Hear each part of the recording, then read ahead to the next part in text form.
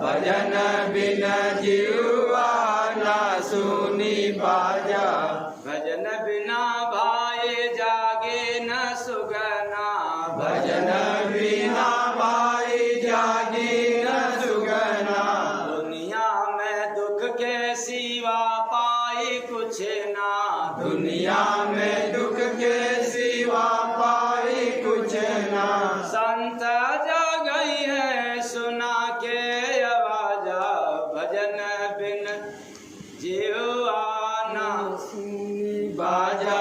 भजन बिना जीवा ना सुनी बाजा। भजन बिना जग में लुटी है हो चोरवा। भजन बिना जग में लुटिया हो चोरवा। वो चोर कौन है जो भजन नहीं करेंगे तो लूट लेंगे? भाई है काम है, क्रोध है, लोभ है, क्या है? ये सब चोर है, शरीर में चुरा ले जाएंगे और आपको पता भी नहीं चलेगा। कर लो भजन, चोरों से बच जाओगे। तो भजन बिना जग में लुटी है हो चोरवा। भजन बिना जग में लुटिया हो चोरवा। हरि से जुड़े नहीं श्वासा का डरवा। हरि से जुड़ी नहीं श्वासा का डोरवा। जन्मो जन्म होई बस काजा। भजन बिन जीवा ना सुनी बाजा। भजन बिना जीवा ना सुनी बाजा। भजन बिना घेरी पाप का बदरिया। भजन बिना घेरी पाप का बदरिया। आप लोग कहोगे कि ये कैसे हो सकता है कि पाप की बादल घेर लेगा, भजन नहीं करेंगे? तो ईर्ष्या चुगलाई क्या है, निंदा क्या है, हड़पना क्या है, बेईमानी करना, लूटपाट क्या है, ये हलाली दलाली मुर्दाली सब क्या है? भजन बिना घेरे पाप का बदरिया। भजन बिना घेरी पाप का बदरिया। घर से हो अंगार जल है चदरिया। बरसी हो अंगार जरिया चदरिया। बचवा गोरो नाम बज के हो राजा। भजन बिन जीवा ना सुनी बाजा। भजन बिना जीवा ना सुनी बाजा। भजन बिना हो मनवा खिलाड़ी। भजन बिना हो मनवा खिलाड़ी। जनबा खोले जब दसवा के वाड़ी। जनवा खोली जब दसवा के वाड़ी। यहाँ संकेत का मतलब ये सबसे आखिरी द्वार है और ये बंद है।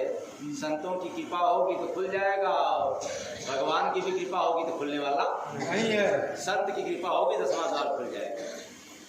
तो जनबा खोली जब दसवां के वाड़ी। जनवा खोली जब दसवा के वाड़ी। जय गुरु बंद जी श्वासों में साजा।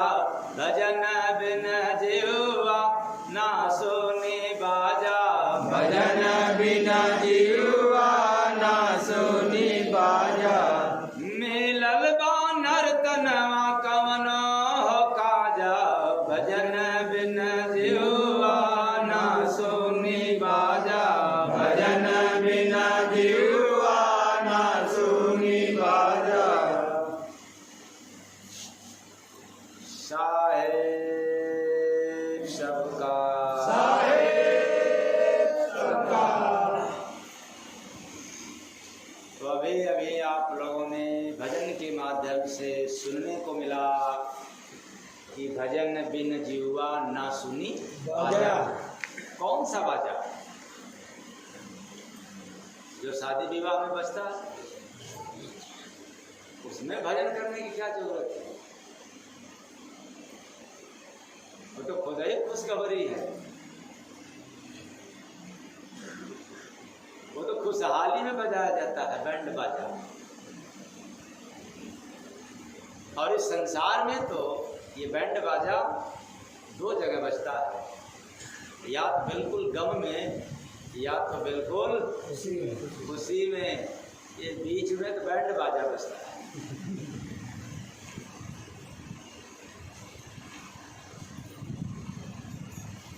यही मान के चलो,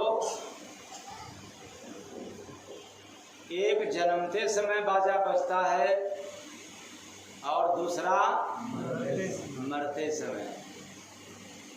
बीच में तो सबकी बाजा रोज बज रही है, इससे कोई लेना देना नहीं है।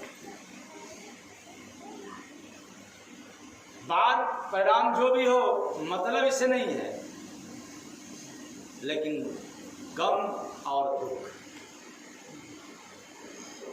लेकिन बात यहाँ पर आप लोगों को बतलाया जा रहा है कि भजन बिन जीवा, ये बात कान की नहीं है, मनुष्य के लिए नहीं है, ये तो मात्र जीव के लिए है। भजन बिन जीवा ना सुनी बाजा, भजन बिना जीवा ना सुनी बाजा। ऐ जीव, बिना भजन का को बाजा सुनने को नहीं मिलेगा।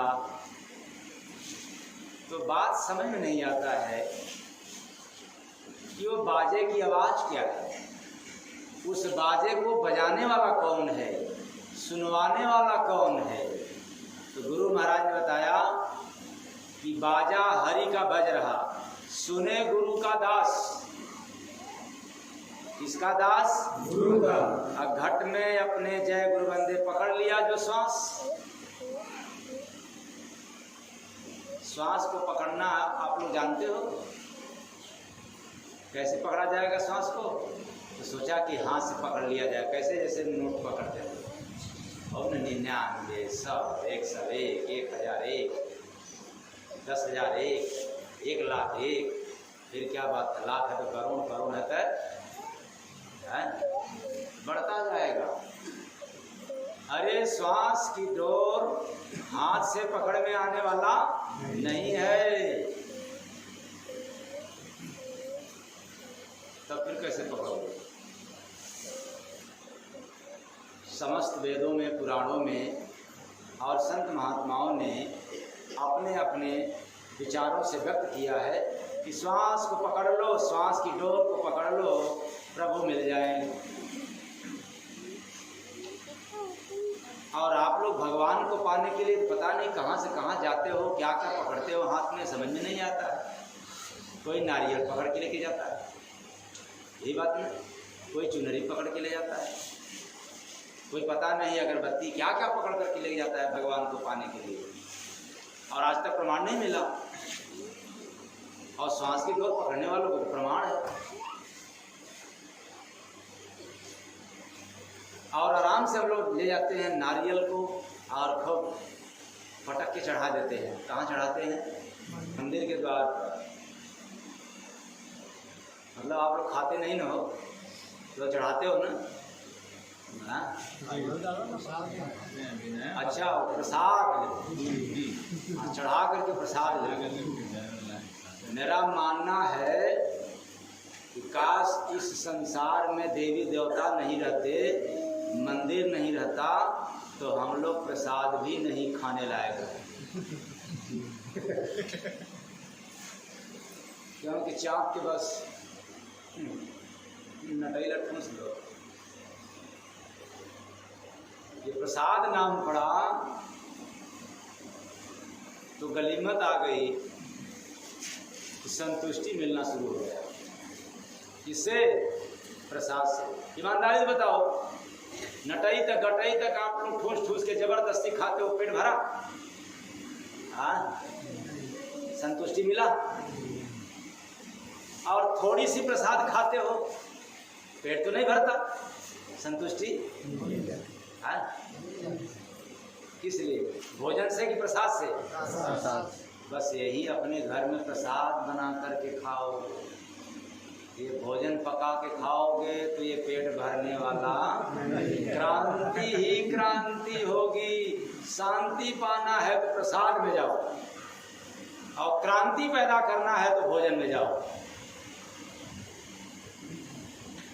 और आनंद पाना है तो भजन बिन जिह्वा ना सुनी बाजा, भजन बिना जिह्वा ना सुनी बाजा। आनंद पाना है तो भजन करो, भक्ति करो। शांति पाना है तो घर में रह करके प्रसाद लो, मतलब चढ़ा करके, नमन करके, वंदन करके। भोजन में तुम्हारी श्रद्धा हो गई तो वही भोजन प्रसाद हो गया, और भोजन में जिस बंदा को श्रद्धा नहीं हुआ वो आँख रहते भी अंधा हो गया, और इधर भोजन भी खा रहा है भोजन वाले को या भोजन वाली की, ऐसी की तैसी कर देगा। बस जरा से चूक हो जाए, स्पेशल दूध हो, स्पेशल काजू किशमिश सब हो, खुदा नकाश से टेंशन भर, पेंशन बस सोच चिंता करते हुए मैं मामूली से शक्कर नहीं डाली, बस इतने से तो सब मिथ्या, सब बेकार, ऐसी की तैसी। और उसको प्रसाद यदि मान करके ग्रहण कर लेंगे तो मेरा मानना है कि पेट जरूर नहीं भरेगा लेकिन युद्ध तो नहीं होगा। विचार करो, इतनी जिंदगी बीत गई, अब नहीं पेट भरा तो इसका मतलब आगे भी भरने वाला नहीं है। अरे इस मशीन को कोई माता पिता नहीं बनाया है कि पेट भर देगा जबरी। इस मशीन को जो पचाने वाली मशीन है, इसका डॉक्टर, इसका इंजीनियर और इसका निर्माण करता तो मात्र एक परमात्मा है, जिसके पास अथाह सागर, अथाह संपत्ति है, नहीं तो भर सकता। इसलिए क्या करना चाहिए? नहीं, भोजन को प्रसाद बना करके ग्रहण करो तो आपके घर में ही शांति मिलेगा, और इतना ही नहीं, आपका घर ही मंदिर हो जाएगा। क्या हो जाएगा? मंदिर। मंदिर हो जाएगा। आप अपने घर को मंदिर बना सकते हो बिना पूजा पाठ किए, वरना रोज पूजा पाठ करो कोई मतलब नहीं है। मुख में राम, बगल में चूड़ी, आप पाए जाओ घात, काट ले मूड़ी, कोई मतलब नहीं। अपने घर को ही मंदिर बनाओ। केवल अपने पेट को भरने के कारण आप लोग अपने ही घर में क्रांति पैदा करें। आप समाज में नहीं जा सकते क्रांति पैदा करने के लिए, क्योंकि समाज आपको सीधा कर देगा, क्योंकि समाज में एक से बढ़कर एक धुरंधर पड़े हैं, आपकी नहीं चल पाएगी। अकेला घर में चलाना चाहते हो, इसलिए घर आपका स्वर्ग नहीं बन पाता, मंदिर नहीं बन पाता, घर आपका नरक बन जाता है। जैसे समाज में सबकी नहीं चल सकती, मैं आप लोगों को सत्संग सुना रहा हूँ, ये इसमें मेरा अकेला नहीं चल सकता। चाहे कितना भी अच्छा मैं सत्संग सुना दूँ, फिर भी मेरा अकेला नहीं चल सकता। क्यों? जब आपकी श्रद्धा ही समाप्त हो जाएगी और हम बाबा जी बैठ करके सुनाए क्या, भजन बिन जिह्वा ना सुनी बाजा, और आप लोग उधर बाबा जी सुना रहे भजन बिन जिह्वा, और इधर का पैसा का बनी, नहीं चल पाएगा आपको। यहाँ किसी का चला नहीं संसार में, और आप अपने परिवार में चलाना चाहते हो कि मैं मालिक हूँ। पता है तुम मालिक हो कि तुम नौकर से भी बदतर हो। घर का मालिक बनता है वो बदतर है, और लोगों से भी बदतर है। क्यों? बेचारा है अपने चप्पल जूता पहनेगा कौन वाला? वो मालिक कौन? जो अपने शौक में रहे और परिवार बिना शौक का रहे। मालिक वही सफल होता है जो अपने फटा पुराना पहनता है और अपने बच्चों को, अपने परिवार वालों को अच्छा पहना। इसलिए तो देखने में आता है कि हर बच्चे माता पिता के कमाई से शौक पूरा करते हैं, काश जब वो माता पिता बन जाते हैं तब पता चलता है कि माता पिता की क्या अहमियत होती है। इसलिए बच्चों सुधर जाओ, माता पिता में लाख कमी है, रहेगा लेकिन तुम्हारे से अच्छा है। तो जो घर का गार्जियन बनता है वो बेचारा नौकर से भी बनता है। ऐसे जैसे छठ पूजा आने वाला है ना, तो जितने बेचारे सरसी के और पापा होंगे वो बेचारे सब इंतजाम करेंगे। किसका? सरसी की मम्मी का, छठ माई के नाम सारा व्यवस्था बनाएंगे। वो चाहे 2000 करे, चाहे 4000 करे या 10,000 का, यूँ ही गया। बेचारे सामान भी खरीद के लाएंगे, उतने से काम नहीं चलेगा।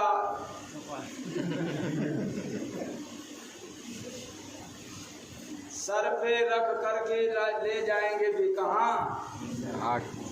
घाट पे, गंगा जी के किनारे या किसी नदी के किनारे। और उनके माता पिता कह दें कि बेटा जरा हमें भी एक दिन तीरथ कराया हो, तब कहेंगे मेरे पास टाइम नहीं है। जो मालिक होता है वो बनता है, सबका उसको गुलामी करना पड़ता है। कहने को है मालिक, आजादी नहीं रहता मालिक को, क्योंकि उसके ऊपर परिवार का बोझ है। ऐ चेतन प्राणी,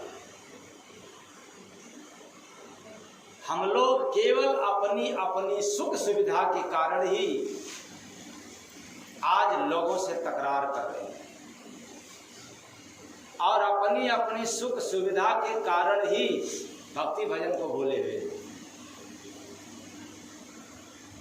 और इस संसार में जिसको पता चल गया कि कहीं सुख मिलता नहीं है, संसार में संसार के लोगों से ऐसा बोध होते ही उसको वैराग हो जाता है। और जब तक पता चलता है कि खूब संपत्ति आ जाए तो सुख मिलेगा, तो राग हो गया।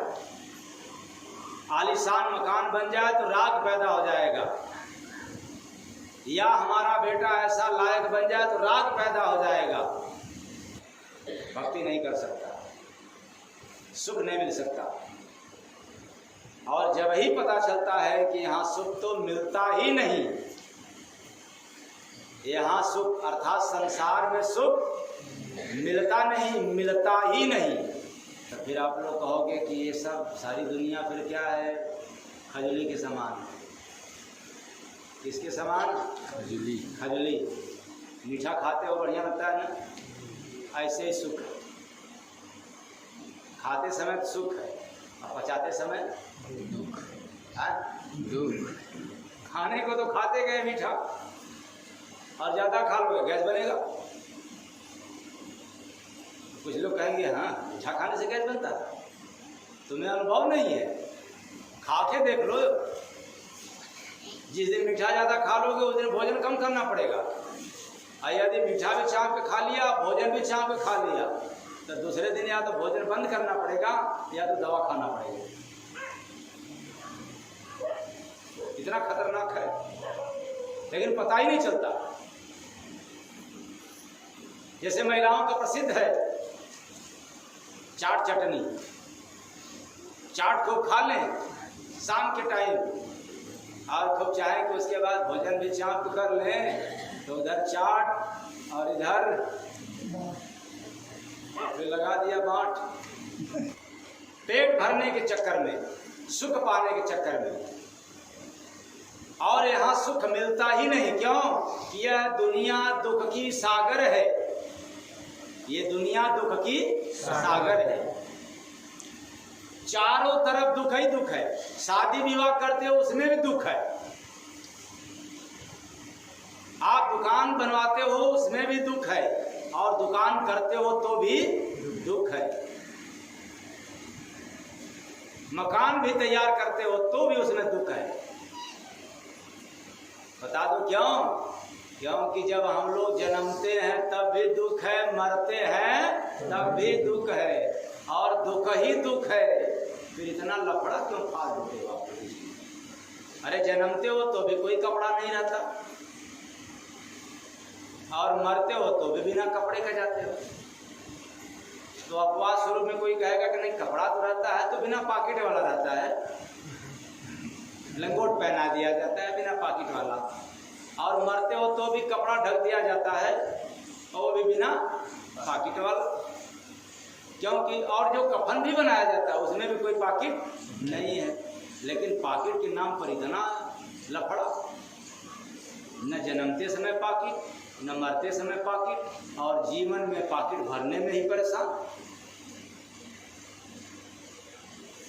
कितनी लफड़ा है, समझ नहीं पाया, इसलिए राग द्वेष पैदा हो गया। दुनिया दुख की सागर है, संत सुखों का मूल। सुखों का मूल कौन है?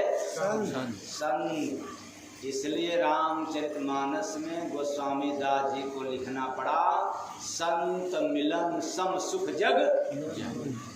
क्या बात? संतों के मिलने के बराबर, या संतों के मिलन से जो सुख मिलता है उसके बराबर इस संसार में कहीं भी किसी से मिलने वाला नहीं है।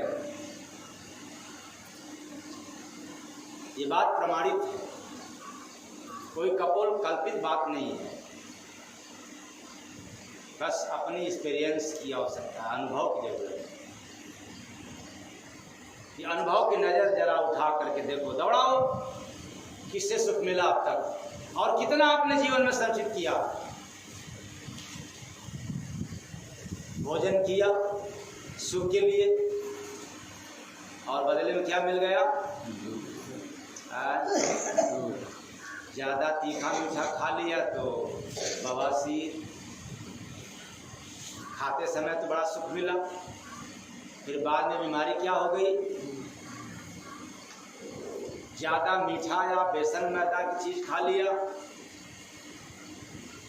तो शुगर, और जब ज्यादा गैस बन गया शरीर में तो गठियावाद।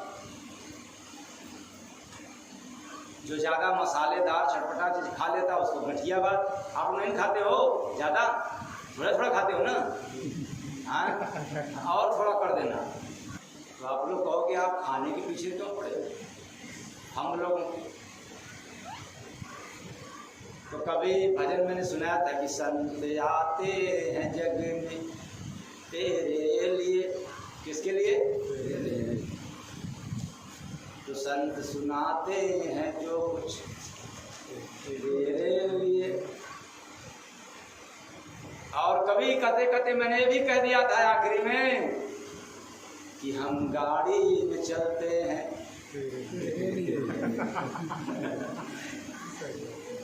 तेरे लिए, क्योंकि हमारी जिंदगी में कोई मेरा निजी काम नहीं है, इसलिए चलते भी हैं तेरे लिए, और बोलते भी हैं तो तेरे लिए, तो मना भी करते हैं तो तेरे लिए। ज्यादा खा रहे हो तो कम कर देना, ज्यादा भजन करना। क्यों? इसका मुझे अनुभव है। अधिकांश लोगों को पता होगा, लगभग 7 वर्ष से ऊपर हो गया अन्न को छोड़े।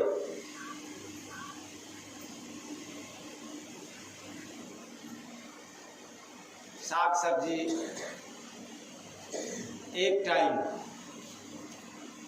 और ये जिंदगी का इतिहास है कि कभी कभी इसमें भी एक आध हफ्ता तक साग सब्जी भी बंद रहता है। 1-2 दिन नहीं, एक आध हफ्ता ऐसे भी बंद रहता है,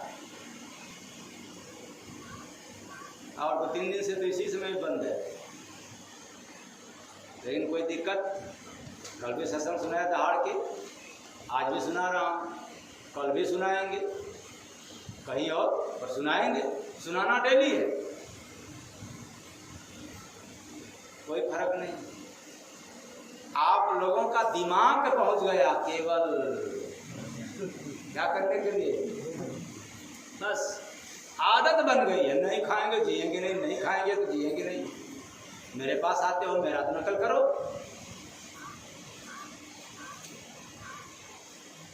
बहुत बहुत तेज अपने घरों में कहते हो हम तो फलाने का बेटा, उदाहरण सुनाते हो। इसका मतलब कि हमारे बाप, हमारे दादा, हमारे राजा ऐसे थे, अब तुम कैसे हो? तो यहाँ रहे हो तो यहाँ का भी उदाहरण दो। नहीं एक दिन तो आप टाइम तो कम से कम इसको रेस्ट दे दिया करो। तो निजी सुख के लिए हम क्रांति पैदा करते हैं और प्रमाणित है कि यहाँ सुख मिलता ही नहीं है। मिलता भी है जैसे मिठाई खाते हैं उसी समय, उसके बाद तो फिर दुख ही दुख है।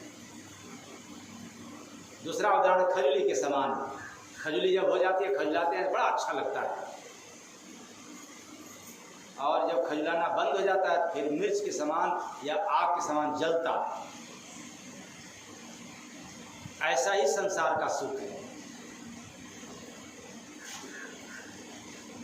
और इसी सुख के लिए आप परेशान हो। वेद कहता है, महात्मा कहते हैं कि मनुष्य का शरीर पाए हो आनंद के लिए। चलो आनंद की परिभाषा नहीं समझ में आता हो, कोई बात नहीं, शांति पाने के लिए। शांति पाते हो आप लोग? अपने घरों में शांति से रहते हो? क्या बात है, शांति से नहीं रह पाते हैं? इसका मतलब क्रांति होती है। दुनिया कितनी जालिम है।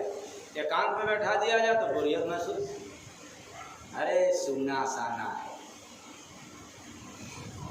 और भीड़ में कर दिया जाए तो क्या कहें, कचरा बद्ध है, आया की बाजार। तो तुम रहोगे कहाँ? आसमान में? रहना तो धरती पर है। क्यों बहानेबाजी करते हो? यहाँ कर लो बहाना, लेकिन वहाँ बहाना नहीं चलेगा। इस भीड़ भाड़ में भी एकांत होने का आदती बन जाओ, क्योंकि वहाँ पे जाओगे तो एकांत ही मिलेगा। कब? आखिरी समय, जब वहाँ पर हिसाब किताब देना पड़ेगा तो कोई साथ में नहीं रहेगा। वही चोरी बेईमानी का गठरी लिए रहना, हाँ मेरे लिए क्या लाए हो हजूर, मैंने इतना चोरी किया, इतना बेईमानी किया, यही तो है मेरे पास। यही ना देखो हिसाब में। पुण्य का खाता है नहीं जीवन में, भक्ति भजन का है नहीं, दान पुण्य का है नहीं, तो वहाँ दोगे क्या? जो तुम्हारे पास रहेगा वही ना दोगे। कोई भिखारी आपके पास आ गया, दिमाग दिया तो क्या दोगे? आटा है तो आटा दोगे, आटा नहीं है तो आटा दोगे नहीं। चावल दे दोगे, चावल भी नहीं है, आटा भी नहीं है, तो गेहूँ है, जो रहेगा वही ना दोगे। तो वहाँ तो हम सहाय बन करके जाते हैं, जो रहेगा वही आप दोगे। अलग बात है कि वहाँ स्वीकार होगा कि नहीं होगा, लेकिन तुम्हारे पास जो है वही तो लेकर के जाओगे। तो जिंदगी भर हमने क्रांति पाया केवल अपने सुख के लिए। प्रमाणित है कि संसार में किसी को सुख मिला नहीं है। यदि संसार में सुख मिलता, समाज से सुख मिलता, तो मंदिर की स्थापना नहीं होता।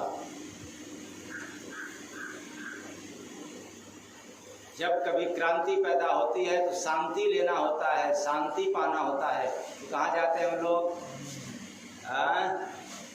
मंदिरों में, मस्जिदों में, तीर्थों में। भले वहाँ पर भीड़ हो, लेकिन हम जाते हैं तो शांति मिलता है।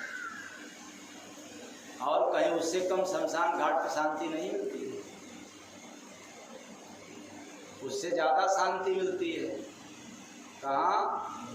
शमशान घाट पे। इसलिए तो हमारे शंकर भगवान अपने शरीर को शमशान घाट बनाते हैं। शमशान की राख हमेशा लगाया करते थे बसम। क्यों?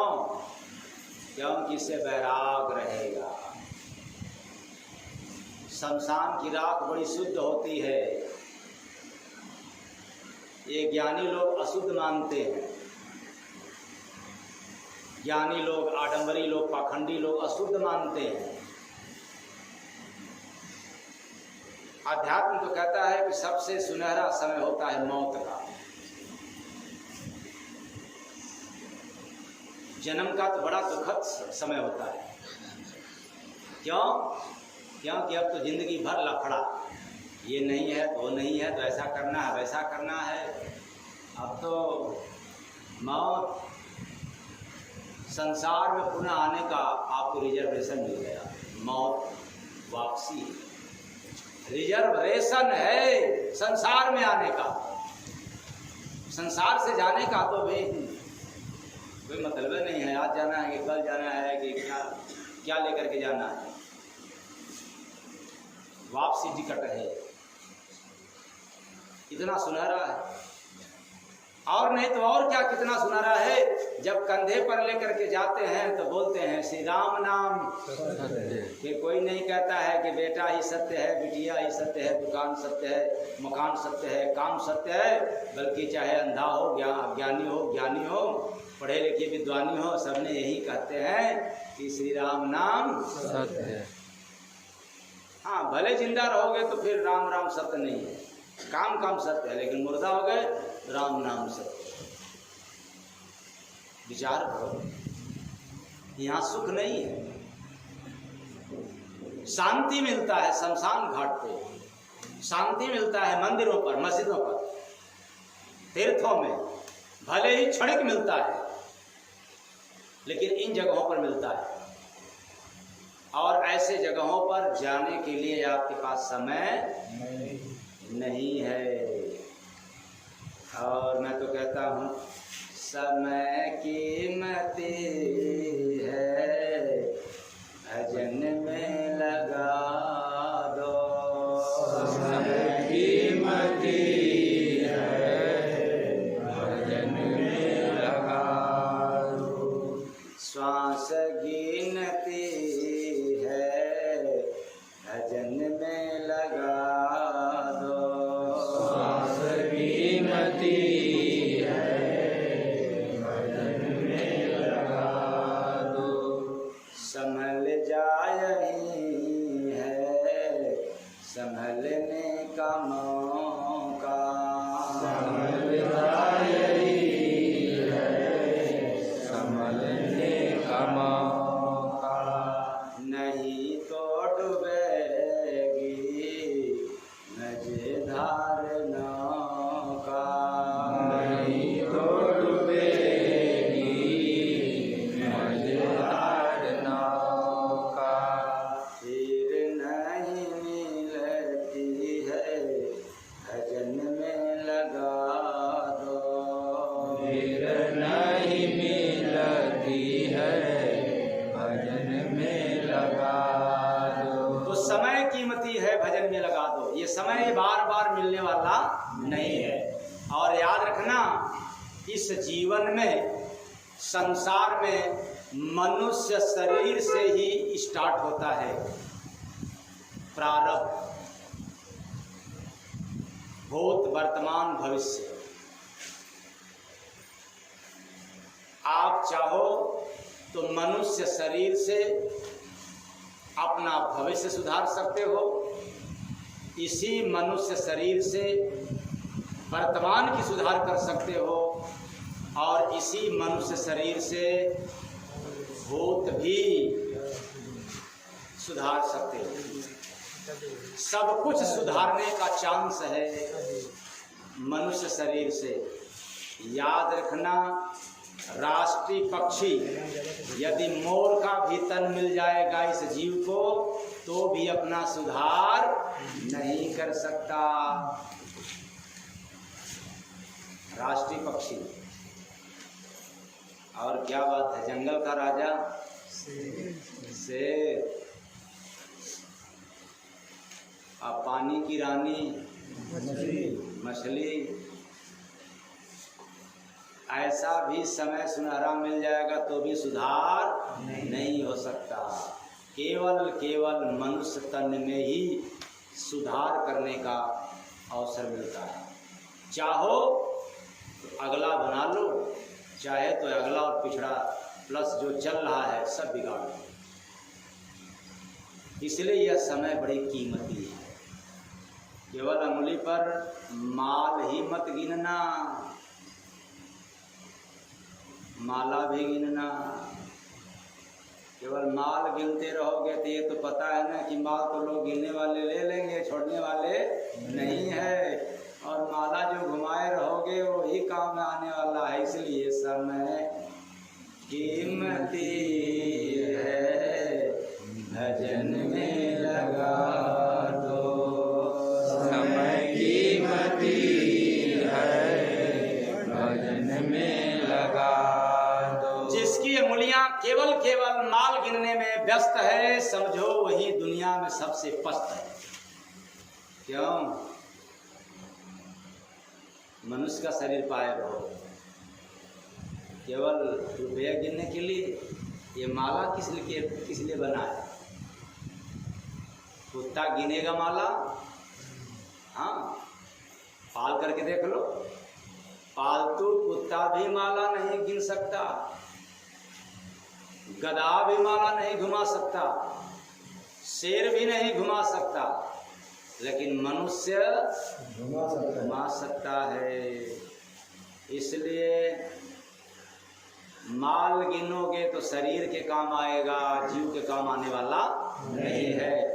और माला घुमाओगे तो जीव के काम आएगा। दोनों का काम करने के लिए सुनहरा अवसर मिला है। इसलिए सोता है शरीर, जागती है आत्मा। ये आत्मा नहीं कभी सोता। आप लोग देखते होंगे सोने के बाद भी सांस चलती है। फिर कहोगे कि कैसे मालूम? दूसरा व्यक्ति कोई सोया है उसको देख लो, वो तो सोया है लेकिन उसका क्यों शरीर हरकत कर रहा है, बैठ रहा है, उठ रहा है, बैठ रहा है, उठ रहा है, मतलब फूल रहा है और पचक रहा है। वो कौन है? वही तो है श्वास जो चल रही है ऊपर नीचे। वो तो ऊपर नीचे श्वास नहीं चलती है, लेकिन आपके शरीर में है, वो अपनी हरकत कर रही है। इसलिए आपका पेट ऊपर तो जा नहीं सकता और नीचे भी नहीं जा सकता। जैसे सिलेंडर में गैस भरा हुआ है और उसमें जगह है, एक जगह रेगुलेटर लगा है, पाइप लगा है, उसी पाइप से ही गैस निकलेगा। दूसरे जगह से निकला तो खतरा कर देगा। यही बात ऐसे ही पूरी शरीर ये सिलेंडर है। सब पैक है, बस जगह जगह द्वार है। अगर कहीं इधर से फट गया, अलग से द्वार बन गया तो फिर पता नहीं कब क्या हो जाएगा। श्री राम नाम कहीं अलग से पेट वगैरह फट गया तब डॉक्टर साहब कितना भी धन लग जाए मैं देने को तैयार हूँ। अब हमारा धन मिट्टी में चला जाए कोई बात नहीं, लेकिन हमारे प्राण बचा लिया जाए। अब कहाँ गया गिनने वाला उंगली? अब केवल हाथ में जोड़ने में लग गया। और इसी उंगली यहाँ पर यदि हमेशा माला घुमाया होता तो किसी के सामने हाथ जोड़ने की जरूरत नहीं। इसलिए सोता है शरीर लेकिन जगाती है आत्मा, क्योंकि आत्मा ही तो जगा है। शरीर तो पहले से ही सोया हुआ है। यह शरीर मुर्दा है, ये सदैव सोया हुआ है, इसकी कोई कीमत नहीं है। यदि शरीर का आज कीमत है, आज पहचान है आत्मा के कारण। और आत्मा निकल जाने के बाद फिर अपने ही लोग कहेंगे कि अब लाश को ले जाओ, फलाने को मत ले जाओ, ठिकाने को मत ले जाओ, लाश को ले जाओ। नाम गायब, आत्मा गया और नाम गायब। इसलिए सोता है शरीर, जगाती है आत्मा। भजन में बैठ जाओ, मिल जाएगा परमात्मा। भजन में इसलिए मैंने कहा भजन बिन जीवा ना सुनी बाजा, भजन बिना जीवा ना सुनी बाजा। तो जब भजन में बैठोगे तो परमात्मा से मुलाकात हो जाएगी। क्योंकि माया का बाजार है ये, जग में कदम कदम पर धोखा है। इसलिए करो नाम की कमाई, यही सुनहरा मौका है। तो कौन सी नाम? परमात्मा का नाम। तो परमात्मा का नाम है क्या? तो परमात्मा का नाम जुबान से लेने वाला नहीं है। कहोगे आय दैया, आय राम, आय अल्लाह, आय अकबर, हे खुदा, अब क्या होगा? अभी तक तो हम लोग यही जानते थे कि भगवान का नाम तो अल्लाह है, राम है, कृष्ण है, खुदा है, शंकर है, ब्रह्मा है, विष्णु है, दुर्गा है, काली है। और हम तो गए थे वन में चितौना आश्रम में, तो स्वामी जय गुरुबंदे जी महाराज ने बताया कि भगवान का नाम जुबान पर लेने वाला है ही नहीं। ना बाबा, तो हम वहाँ नहीं जाएंगे, क्योंकि जब भगवान का नाम जुबान से लिया ही नहीं जाएगा तो फिर उनका नाम है कहाँ है? कौन नाम है? यही तो गड़बड़ है। नाम हरि का गुप्त है और आप लोग तो प्रकट नाम लेते हो। हरि का नाम गुप्त है। वैसे जैसे माचिस आप लोग जानते हो, माचिस की तीली में आग है, रहता है, प्रकट है कि गुप्त है? गुप्त है। प्रकट करने के लिए क्या करना होता है? घर्षण करना पड़ता है, और घर्षण नहीं करोगे तो प्रकट नहीं होगा। लकड़ी में आग होती है, बांस में भी आग होता है, पता है, लेकिन प्रकट कैसे होगा? जब घर्षण होगा।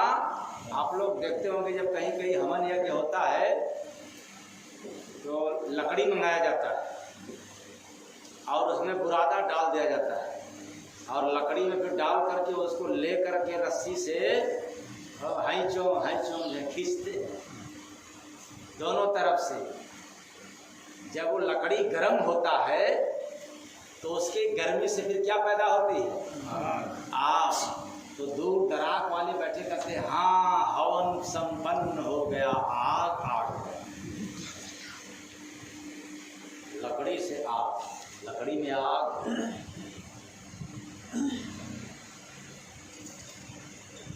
परमात्मा का नाम गुप्त है।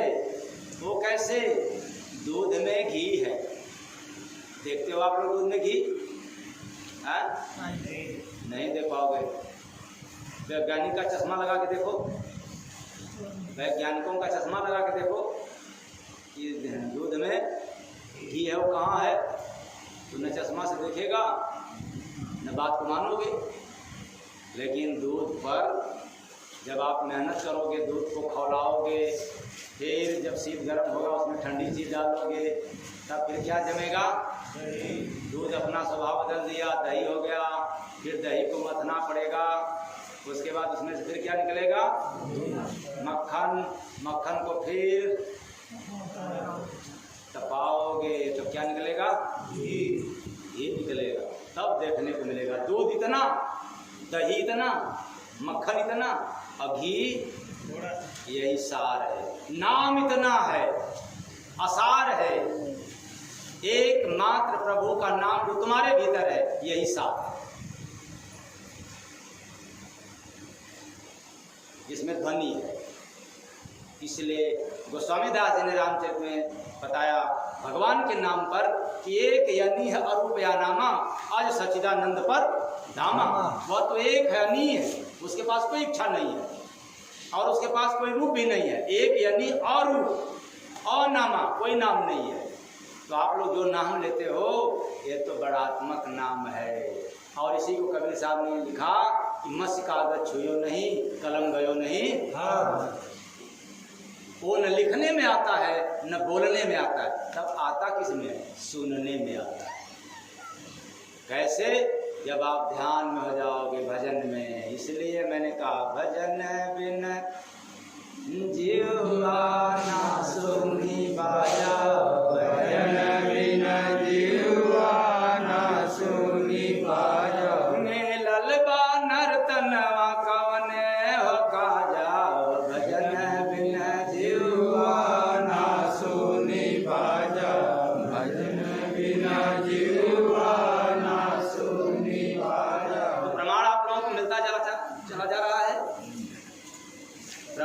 कोई नाम नहीं है। वो नाम जो बजने वाला, वो केवल सुनने में आता है, वो सुनाई देता है। ऐसी भी बातें नहीं है कि नहीं वो आवाज न सुनाई दे। यदि नहीं सुनाई देता तो हमारे पहले के फकीरों ने, ब्रह्मानंद संत ने लिख दिया, बिना बजाए निज दिन बाजे, घंटा शंख नगारी रे, और बिना बजाए निज दिन बाजे। कोई बजाने वाला भी नहीं, और वो भी निज दिन प्रतिदिन बज रहा है। और उसको सुनता कौन है? बहिरा सुन सुन मस्त होता है तन की सुधी। जो संसार की आवाज को सुनना बंद कर देता है जिस समय, उसी समय ओंकार की बात सुनाई पड़ता है।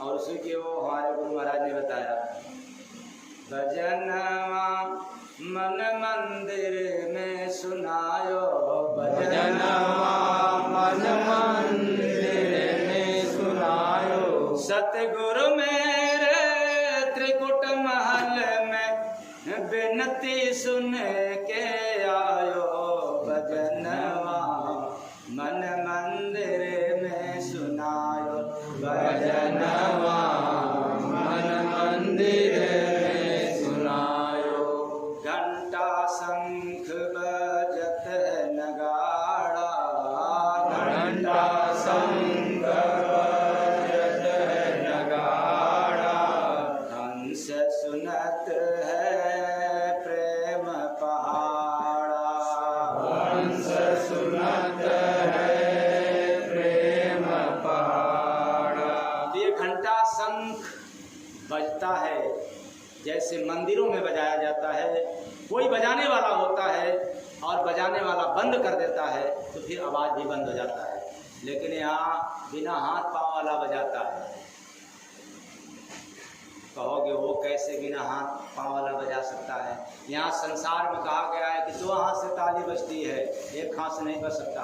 मैं भी कह रहा हूँ डंके की चोट पे, संसार में ताली 2 हाथ से बजती है, 1 हाथ से नहीं बज सकता। संसार में गलती एक तरफ से नहीं होती है,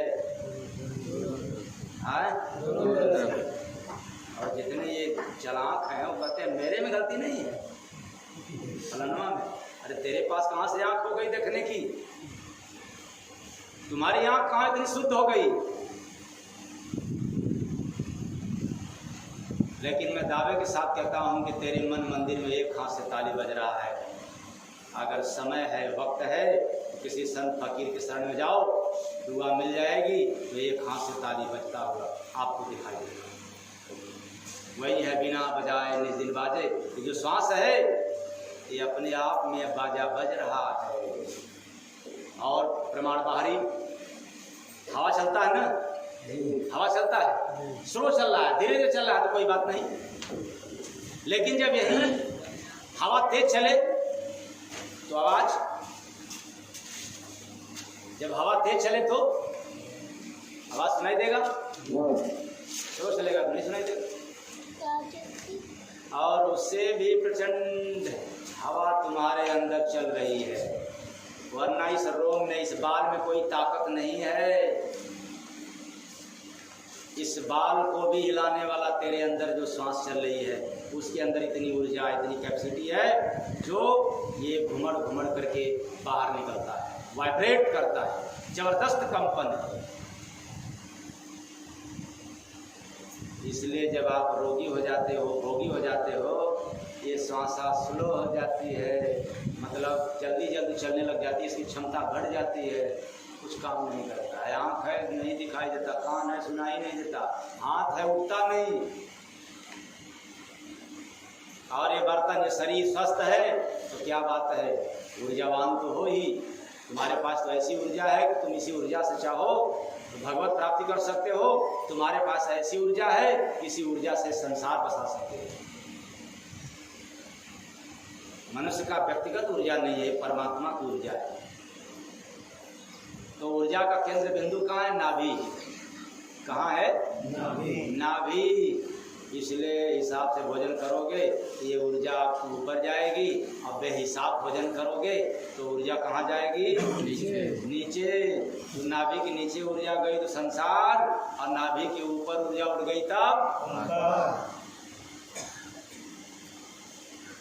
तो जब ऊपर उठेगी तो वही सुनाई देगा, घंटा शंख बजत है नगाड़ा, घंटा शंख बजत है नगाड़ा, हंस सुनत है प्रेम पहाड़ा, हंस सुनत है प्रेम पहाड़ा, तबला ढोल मृदंग बांसुरी संत दया से जनायो भजनवा, मन मंदिर में सुनायो भजनवा, मन मंदिर में सुनायो। यदि किसी के घर में रोशनी है तो चोर भी भाग जाएगा। रात में सोए हैं सभी लोग और एक छोटी सी दीपक की लौ निकल रही है, चोर भी कहेगा कि भगो, वरना पकड़ में आ जाएंगे, फिर जेल जाना पड़ेगा, इसलिए नहीं करेगा चोरी। और छोड़ दो बात, जन्मा हुआ बच्चा वो कुछ नहीं देख सकता है, न कुछ कर सकता है, लेकिन रो रहा है तो भी चोरी करने को नहीं आएगा, क्योंकि उसको पता चल गया कि कोई जाग रहा है। ऐसे ही तुम्हारे शरीर के अंदर इतनी वासना, इतनी विकार हो गया है कि हम सोए पड़े हैं, और ये जितना काम क्रोध लोभ राग द्वेष है ये सब चोर आकर के चुरा के लेके चले गए। धन, तुम्हारा धन क्या है? भक्ति है, भजन है, सेवा है, दान है, पुण्य है, परोपकार है, जनहित है, परहित है, ये सब क्या है? ये आत्मा की संपत्ति है, आत्मा की धरोहर है, ये आत्मा के नाम रजिस्टर्ड है। और यही आत्मा वादा किया था, यह प्रभु कृपा करो यही भांति सब तज भजन करब दिन राति, यही संकल्पित था, भजन दिन रात करेंगे। इसलिए भजन का तात्पर्य है आवाज, परमात्मा की आवाज को मन मंदिर में सुन लेना ही भजन करते हैं। तो सारंगी सितार की धुनिया, सारंगी सितार की धुनिया, बजता है हर दम हारमोनिया, बजता है हर दम हारमोनिया, अनुभव भीतर होत निरंतर, सुन के जीव जगायो भजनवा, मन मंदिर में सुनायो भजनवा, मन मंदिर में सुनायो। आए चेतन प्राणियों, आप अपने अपने आसन पे जब सोने के लिए सोना, तब उस समय जरा अनुभव कर लेना केवल अपने श्वास की गति को, न आंखों पर जाना, न मुंह पर जाना, कहीं नहीं है। बस आंख मूंद करके केवल अपने नाक के अग्रभाग पर अनुभव करना, श्वास कब भीतर जा रही है और फिर नासिका द्वारा श्वास कब बाहर निकल रही है। और एक अनुभव कर लेना, जब श्वास भीतर जाएगी तब ठंडी, और जब श्वास बाहर निकलेगी तब गर्मी महसूस होगा। और इतने ही अनुभव में जब आप लीन होगे तो समझ में आएगा कि मन मंदिर में आवाज़ कैसा हो रहा है, वही तुम्हारे श्वासों की बात है। इतना मधुर मधुर आवाज़ निकलता है कि एक बार यदि वह मधुरता को सुनने में आ जाए तो आप बाजार में भी रहोगे तो भी मन करेगा कब अपने अंदर चले जाएं। बाजार के सामान खरीदोगे भैया 9900 रुपया वाला, और सोचोगे कि बस जरा सा अंदर की सुन बाजा कैसा है, उससे आनंद मिलेगा। बाहर सुख दुख मिलेगा और भीतर क्या मिलेगा? आनंद।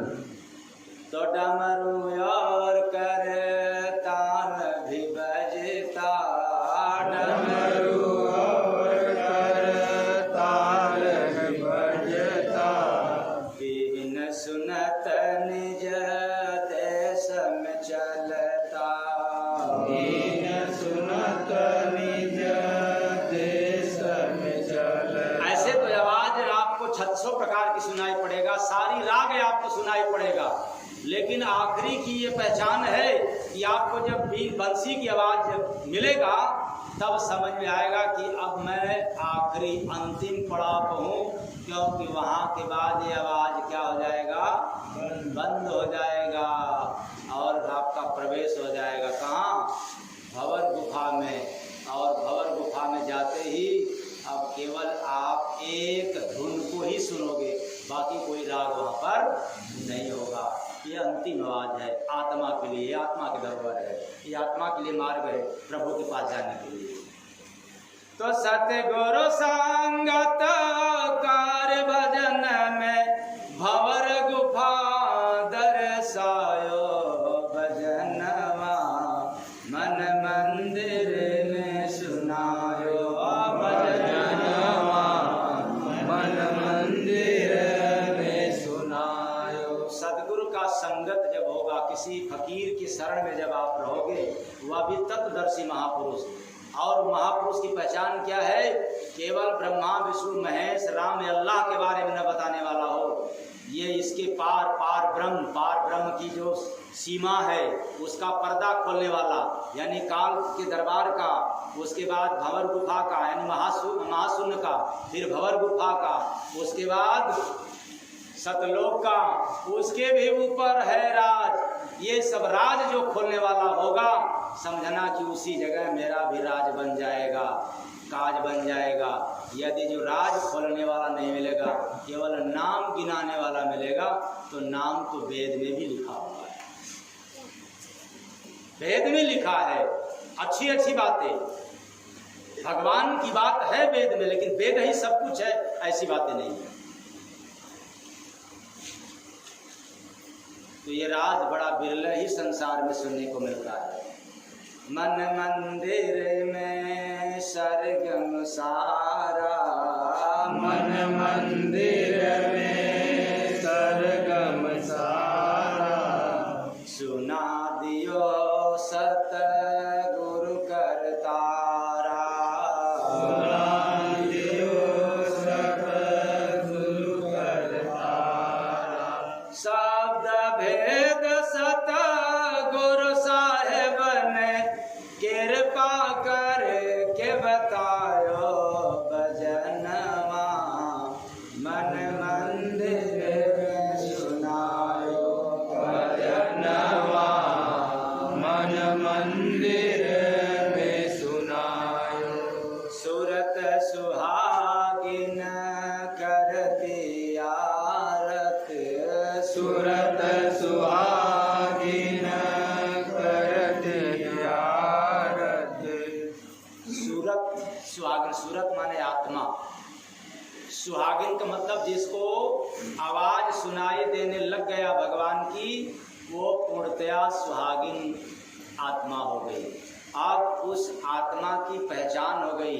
काल को औकात नहीं है कि वो झटके में आए और लेकर के चला जाए, काल को भी इजाजत लेकर के आना पड़ेगा। जैसे भगवान राम के सामने काल आया तो हाथ जोड़ करके कहा कि अब आपका समय हो गया है। ऐसे संत महापुरुष को जब संकेत मिलता है तब कहते हैं कि भाई अब तो मेरा समय हो गया है। काल को भी औकात नहीं होता है बिना इजाजत का। ये सब प्रमाणित है। ये सुहागिन नारी का अर्थात आत्मा की पहचान है। और निगुरो लोगों की कान फुकवा लिया निगुरा, ये जितने लोग कान फुकवाए हैं वो सुहागिन नहीं है, वो क्या है? निगुरा है। ये तो प्रथा है कान फुकवाना।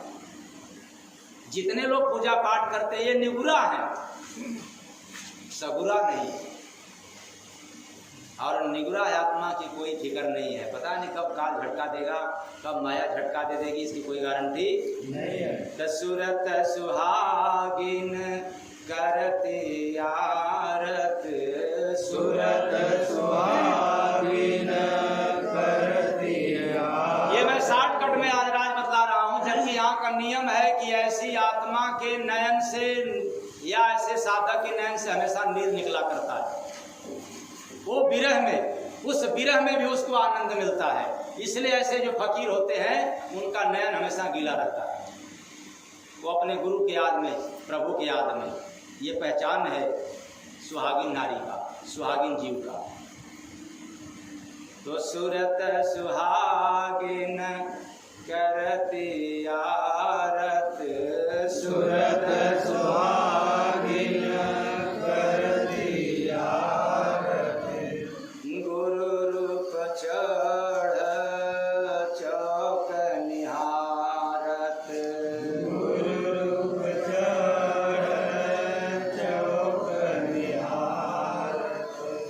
जय गुरु बंदे मिल संवरिया, प्रेत चरण में लगायो भजनवा, मन मंदिर में सुनायो भजनवा, मन मंदिर में सुनायो भजनवा, मन मंदिर में सुनायो भजनवा, मन मंदिर में सुनायो। 5 पहर धंधा किया, 3 पहर गए सोए। 5 पहर धंधा किया, बचा 8 पहर में कितना? 8 पहर में 5 पहर धंधा किया और 3 पहर गए। एको घड़ी ना हरि भजे, मुक्ति कहाँ से हो? केवल 99 100 101 सारा ध्यान इसी पर, मुक्ति कहाँ से हो? तो शून्य त्रिपुटी में भजनवा, मन पागल भैलना, शून्य त्रिपुटी में भजनवा, मन पागल भैलना, मनवा पागल भैलना हो कि पागल भैलना, दिए स्वामी जी दर्शनवा, मनवा पागल भैलना, दिए स्वामी जी दर्शनवा, मनवा पागल भैलना। बिना बजाए बाजत भाई घंटा शंख निरंतर, बिना बजाए बाजत भाई घंटा शंख निरंतर, गुरु कृपा से देत सुनाई अपने ही उर अंतर, गुरु कृपा से देत सुनाई अपने ही उर अंतर। सुन के जागेला परनमा, मनवा पागल भैलना, दिए स्वामी जी दर्शनमा, मनवा पागल भैलना, दिए स्वामी जी दर्शनमा, मनवा पागल भैलना। तो बिना संत के कृपा से जो बिना बजाए मन मंदिर में आवाज है प्रभु की, परमात्मा की, वो न सुनाई दिया है न किसी को सुनाई देगा। कितना भी आप यत्न कर लो, कोटिन उपाय कर लो, तीरथ व्रत पूजा पाठ सब तारन तार नहीं हो सकता। क्यों? खूब गहराई से विचार करो, मनन करो, मंथन करो कि मंदिर बनाने वाला आज तक व्यक्ति का इतिहास कायम नहीं हुआ, और मंदिर में जाने वालों का भी इतिहास कायम नहीं हुआ। लेकिन एक प्रमाण है कि न मंदिर गया, न मस्जिद मस्जिद गया, मैं भीतर गया। कहाँ गया? भीतर। मैं भीतर गया। अब भीतर को अलग अलग कर देना। मैं भीतर गया, मैं भीतर गया, मैं भी तर गया। तो जिसको तरना है वो भीतर जाए, और जिसको मरना है तो भजन बिन जीवा ना सुनी बाजा। भजन बिन जीवा ना सुनी बाजा। बस मैं भीतर गया और मैं भी तर गया।